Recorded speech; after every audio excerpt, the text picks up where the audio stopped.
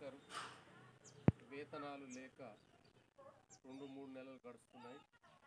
రాష్ట్ర ప్రభుత్వం ఏర్పడ్డ తర్వాత గ్రామ పంచాయతీ కార్మికులకు, పారిశుద్ధ కార్మికులకు ఎలాంటి ఆటంకాలు లేకుండా ఎలాంటి విధానాలైనా మేము సమకూరుస్తామని రాష్ట్ర ప్రభుత్వం ప్రకటించింది.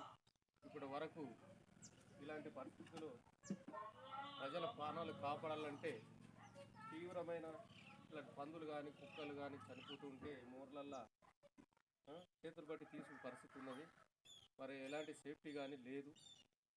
మరి బ్లౌజులు కానీ మాస్కులు కానీ మరి రాష్ట్ర ప్రభుత్వం గ్రామ పంచాయతీ కార్మికుల పైన ఇలాంటి మొండి వైఖరి చేస్తుండగా కూడా మేము మా ప్రాణాలు మాకు కూడా ప్రాణాలు లెక్క చేయకుండా ప్రజలను కాపాడే పరిస్థితి పారిశుద్ధ కార్మికుల మీద ఉందని రాష్ట్ర ప్రభుత్వం ఎంతగానో ఒత్తిడి తెచ్చినా మేము చాలని జీతాలు కానీ చాలని వేతనాలతో మేము బ్రతుకుతూ ప్రజల ప్రాణాలు కాపాడుతూ ప్రజాసేవ చేస్తున్నాం.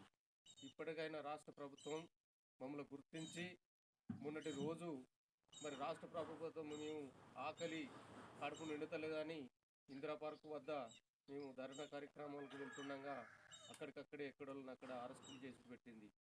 ఈ రాష్ట్ర ప్రభుత్వం మరి ఎంతో మేలు చేస్తుంది, బడుగు బలహీన వర్గాలకు ఎంతో మేలు చేస్తుందని రాష్ట్ర ప్రభుత్వాన్ని ప్రతి విషయాన్ని మేము ప్రజలకు చేరేసి ఈరోజు రాష్ట్ర ప్రభుత్వంలోకి రావడానికి కారణమే మేమే, ఈ పంచాయతీ కార్మికులే, పారిశుద్ధ కార్మికులే.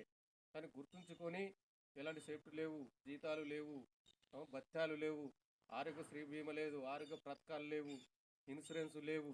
తక్షణమే గవర్నమెంట్ మా పట్ల చిన్న చూపు చూడకుండా రాష్ట్ర ప్రభుత్వముకు మేము విజ్ఞప్తి చేసేది ఏంటంటే తప్పకుండా మాకు న్యాయం జరిగే విధానాన్ని వేతనాలు 25,000 వేతనాలు పెంచాలి. మరి ప్రభుత్వంలో మా వర్కర్లు ఎవరైనా కార్మికులు చనిపోతే 10 లక్షలు ఎక్స్గ్రేషన్ ఇవ్వాలని కోరుకుంటూ మరి ఉచిత ఆరోగ్య పరీక్షలు కానీ ఎలాంటి అనారోగ్యానికి గురైన కార్మికులకు రాష్ట్ర ప్రభుత్వం 10 లక్షలు మరి తీసుకోవాలని కోరుచు రాష్ట్ర ప్రభుత్వం డిమాండ్ చేసుడు ఏంటంటే ఇలాంటి పరిస్థితి మరి అయ్యా ఎవరి ఇళ్ళల్లో అయినా పాసిపోయిన అన్నం ఉంటే వాళ్ళ ఇంట్లోకి వెళ్ళి తీసుకుపోయి బయట పారవేయడానికి ఎంతో ఇబ్బంది పడతారు. ఇలాంటి పరిస్థితుల్లో మేము ప్రజాసేవలు చెప్తుంటూ ప్రజలను కాపాడుకుంటూ మరి ఇలాంటి మాకు ఎలాంటి సౌకర్యం లేకుండా మేము ఎట్లా బతకాలో రాష్ట్ర ప్రభుత్వం గమనించి తక్షణమే మా పైన సానుకూలంగా అన్ని సమస్యల నుండి మమ్మల్ని రక్షించాలని కోరుకుంటున్నాం. తంగలపల్లి మండల్, రాజన్న సిరిసిల్ల జిల్లా.